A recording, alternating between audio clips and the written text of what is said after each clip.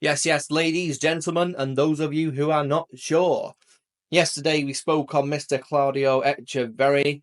Confirmation last night from Mr. Guardiola. Claudio Echeverri will be ruled out through injury for 2 to 3 weeks, says Pep Guardiola. He says it's a shame for the lad and they all feel sorry for him. And I'm not surprised because we all seen how good he looked. He looks very promising. And I'm hoping he stays at this club. I'm hoping he fights for that position. I'm hoping he just stays at the club. I want to see more of him. Moving on. Pep and Ederson, they had a talk last night. So let me start off with this. Pep Guardiola and Ederson, I don't know. What I can say is I'm so pleased and delighted with what I am seeing in training. I'm delighted that Eddie is still with Man City. We cannot define what we have done in this incredible and spectacular decade together without him. His contribution has been massive in many, many aspects, and I'm really pleased. Right, so that was last night. That was Pep Guardiola saying, I have no idea what's going on, but please God, let him stay. Anyway, this morning, right, Ederson confirms he is staying at Man City this summer. Ederson, my future is here. Some friends send me a lot of news, but 99% is fake. There's a lot of fake news around my name. My head is staying at the club. It stays with Man City. It gives me everything to go back to the Premier League again and try to win the UCL as well. How good? How good? That means he's given what we've asked for, right? So he's saying I'm staying, and he said my head's in it. Absolutely perfect. But if you go back to this one here, where Pep Guardiola says, I don't know what can I say, and then this one, Ederson confirms he's staying. I don't know what can I say. Ederson confirms he is staying. So last night, words were had. I think words were had last night between Pep and Ederson. Or Ederson seen the interview and gone to Pep and said, hey, listen, mate, I'm staying. No worries, I'm staying. And then it gets a bit more exciting. Bit sad as well, but a bit more exciting. Stefan Ortega. It's quite early for that.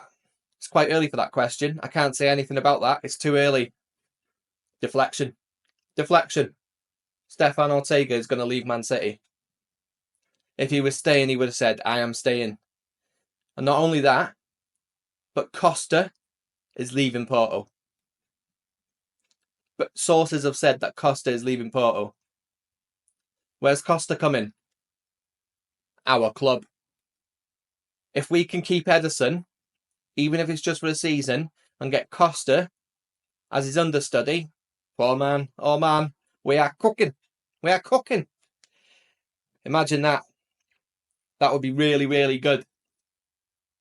So, Ederson has been pivotal for Manchester City for a long, long time.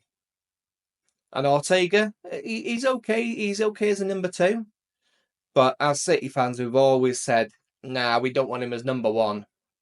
We don't want him as number 1. You know, that's no grief. That's no jip on the guy. He's just not number 1 worthy. You get that everywhere. Kelleher for Liverpool, very good keeper, but had to move on because he wasn't good enough to be number 1. Now, there's probably exemptions in that, like Martinez at Arsenal, moved on, and he was capable of being a number 1, but for a Villa, not for a top 6. Capable of being a number 1 for a Villa. Let's not mention that he's moving to United. Moving on. Bit of news on Rodri. He says, I feel very good, very happy to be at the FIFA Club World Cup. An amazing tournament to start again to play football and really excited to join the team again.